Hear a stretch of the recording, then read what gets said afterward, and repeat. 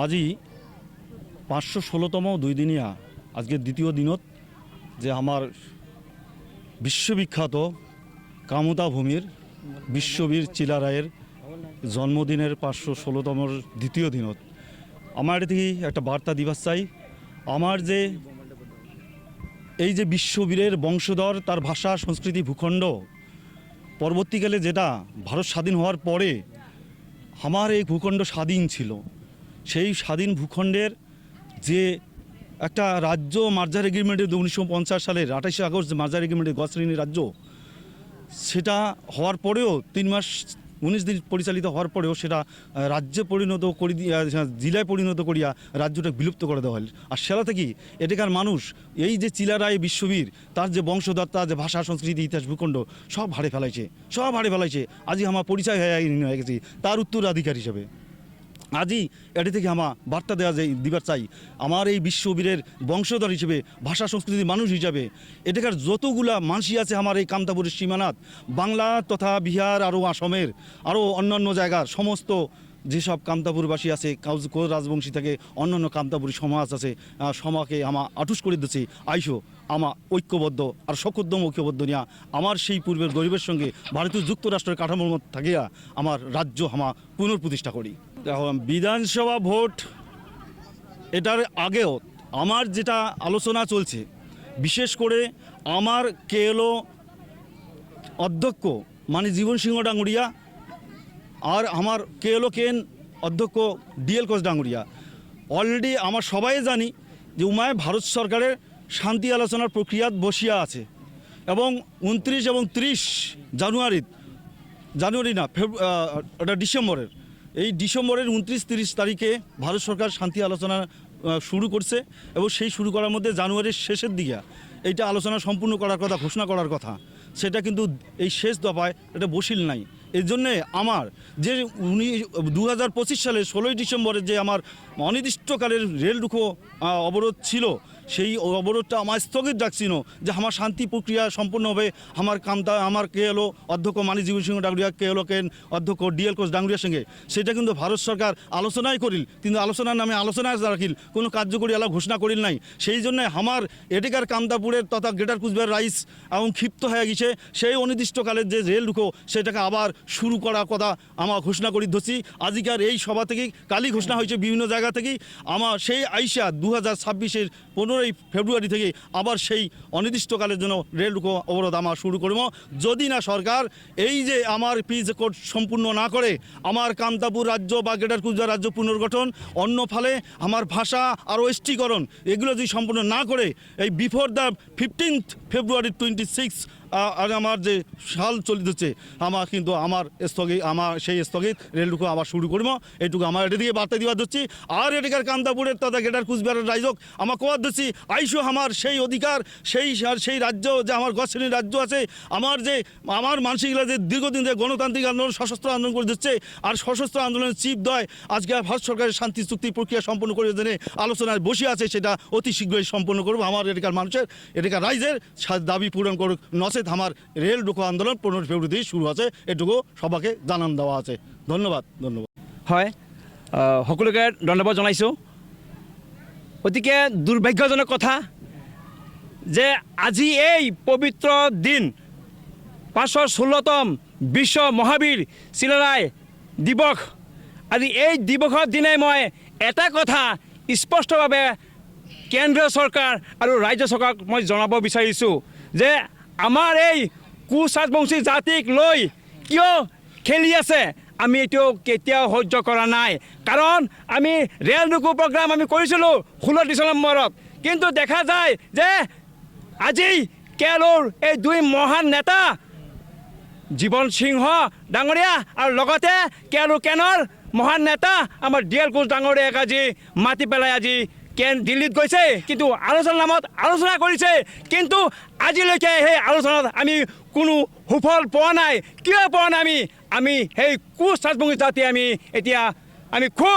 এইটো কেতিয়াও মানি নলওঁ। সেইকাৰণে আমাৰ দল সংগঠনে আমাৰ কৰ্মৰত পৰিষদ ডিমাণ্ড কাউন্সিলে আমি এটা সিদ্ধান্ত লৈছোঁ যে 15 ফেব্ৰুৱাৰীত আমি ৰেল ৰুকু প্ৰগ্ৰাম আমি কৰিম আৰু এই ৰেল ৰুকু প্ৰগ্ৰামৰ আমি অসম বিহাৰ আৰু পশ্চিমবংগ স্তব্ধ কৰিম যদি আমাৰ দাবী পূৰণ নকৰে আৰু লগতে কেলৈৰ যদি শান্তি চুক্তি নহয় তেতিয়াহ'লে অসম পশ্চিমবংগ বিহাৰ স্তব্ধ হ'ব কুচাৰ মুজ জাতিক লৈ আৰু খেলিলে আমি কেতিয়াও নামানো কাৰণ কেন্দ্ৰ চৰকাৰ আৰু ৰাজ্য চৰকাৰক আমি আমাৰ যে দাবীৰ কাৰণে যে আমি ইমান যে আলোচনা কৰি আছোঁ কিন্তু আলোচনা কৰি আছে আমাক টোপ দিব বিচাৰিছে আৰু সেই টোপটো আমি কেতিয়াও মানি নলওঁ আমাৰ অসম পশ্চিমবংগ বিহাৰ স্তব্ধ হ'বই কাৰণ আগন্তুক 2026 চনৰ বিধানসভা ইলেকশ্যনৰ আগতে আমাক এটা টোপ দিব বিচাৰিছে সেইটো আমি KRTC আমি কেতিয়াও মানি নলওঁ কাৰণ আমি KRTCৰ আমি আমাৰ সততা আমাৰ স্পষ্টবাদী কাৰণ আমাৰ জাতিৰ কাৰণে আমি প্ৰাণ দিবৰ কাৰণে আমি সাজু আছোঁ আমি কেতিয়াও আমি ভয় নকৰোঁ আমাৰ দাবীৰ কাৰণে আমি সংগ্ৰাম কৰিম নহ'লে আমাৰ জাতি ধ্বংস কৰি পেলাব চৰকাৰে কাৰণ বহুত বছৰ হ'ল বহুত চৰকাৰ আহিলে গ'লে কিন্তু আমাক টোপ দি গ'ল কিন্তু আমাৰ জাতিৰ সমস্যাবিলাক সমাধান কৰা নাই কিয় কৰা নাই সমাধান কাৰণ আমি বুজি পাইছোঁ আমাৰ এই যে আন্দোলনৰ ভাষাটো বুজি পোৱা নাই এতিয়া আমি স্তব্ধ কৰিম এইটো স্পষ্ট কথা আৰু কেন্দ্ৰীয় চৰকাৰক আৰু ৰাজ্য চৰকাৰক আজি সকীয়াই দিছোঁ আজি এই পবিত্ৰ দিনত যে বিশ্ব মহাবীৰ চিলাৰায় জন্মদিন আজি যিহেতু 516তম আৰু এই পবিত্ৰ দিন আৰু এই পবিত্ৰ আমাৰ যে মহান নেতা চিলাৰায় সেনা আছিল এই সেনাৰ আমি চিলাৰায়ৰ বংশধৰ আমি ভয় নকৰোঁ আমি এই প্ৰতিটো দিবৰ কাৰণে আমি সাজু আছোঁ আৰু নহ'লে আমাৰ 2026 চনৰ যিটো বিধানসভা আমাৰ কুচাৰ জাতিয়ে আমাৰ ভোট বৰ্জন কৰিব আমাৰ যিসকলে বিজেপিত আমাৰ যিসকলে নেতৃত্ব দি আছে সেইসকলক আমি আহ্বান জনাম যে সেই বিজেপি ত্যাগ কৰি আমাৰ সেই জাতিৰ উদ্দেশ্যত আন্দোলন কৰিবৰ কাৰণে আমাৰ সাজু হয় স্পষ্টভাৱে আমি জানো আমাক বাধা দিবই কিন্তু সেই বাধা এইবাৰ আমি কেতিয়া মানি নলওঁ আমি মৰিম আমি মাৰিম আমি কুচাৰপন্থী জাতি আমি উদ্ধাৰ কৰিম আৰু লগতে কেলৈৰ শান্তি চুক্তি আমাৰ হ'বই লাগিব আৰু কেলৈৰ শান্তি চুক্তিৰ মাধ্যমেৰে কুচাৰপন্থীৰ সমস্যা সমাধান হ'ব লাগিব অন্যথা আমি কেতিয়াও আমি স্তব্ধ হৈ নাথাকোঁ KRTC জিন্দাবাদ KRTC জিন্দাবাদ দিৱান সিংহ জিন্দাবাদ দিৱান সিংহ জিন্দাবাদ কেলো জিন্দাবাদ কেলো জিন্দাবাদ আজি চিলাৰায়ৰ 516তম জন্মদিনৰ দ্বিতীয় দিন এই চিলাৰায়ৰ জন্মদিনৰ দ্বিতীয় দিনত দেশ আৰু বিদেশত থকা তামান কোচ ৰাজবংশীসকলক মই শুভেচ্ছা আৰু অভিনন্দন জ্ঞাপন কৰিছোঁ লগতে যে আপোনালোকে জানে কামতাপুৰ ষ্টেট ডেভেলপমেণ্ট কাউন্সিলৰ যৌথ উদ্যোগত এইখন চিলাৰায়ৰ জন্ম জয়ন্তী পালন কৰা হৈছে তে এই জন্ম জয়ন্তী উপলক্ষত দিল্লীত চলি থকা কামতাপুৰ লিবাৰেশ্যন অৰ্গেনাইজেশ্যন আৰু গভৰ্ণমেণ্ট অফ ইণ্ডিয়াৰ লগত যে দ্বিপাক্ষিক আলোচনা চলি আছে 8তম আলোচনা হৈছে তা আনুষ্ঠানিক আলোচনা শুরু হয়েছে সেই আনুষ্ঠানিক আলোচনাখন যাতে আজিৰ এই চিলাৰায়ৰ জন্মদিন উপলক্ষে আমি এইটা কামনা কৰিছোঁ যাতে আগন্তুক যে বৈঠক হ'ব তাৰ নিশ্চিত সলিউশন হ'ব যেনেকৈ কামতাপুৰ লিবাৰেশ্যন অৰ্গেনাইজেশ্যন KLO আৰু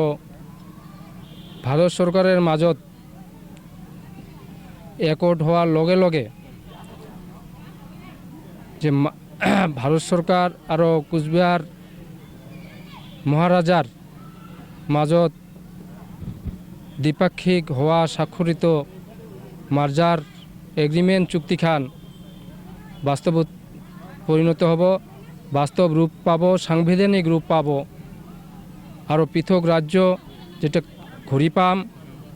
এই আশাৰে আজি আমি দেশবাসীক ৰাজ্যবাসীক চোৱাকে অভিনন্দন জনাইছোঁ। আমাক তো এনেকুৱা কাৰ্যসূচী নিবই লাগিব। যদি চৰকাৰে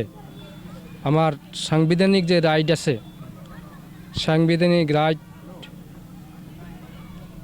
মাৰ্জাৰ এগ্ৰিমেণ্টখন বাস্তবায়ন নকৰে, যদি না আমার এসটিকরণ না করে, যদি না আমার যে মাতৃভাষা মা ভাষা রাজবংশী কামতাপুরী ভাষার অষ্টম তপশিলত অন্তর্ভুক্ত না হয়, তেনেহ'লে আমি ডাঙৰ গণতান্ত্ৰিক মুভমেণ্ট আমাক নিবই লাগিব, আমি বাধ্য হ'ম নিবৰ কাৰণে।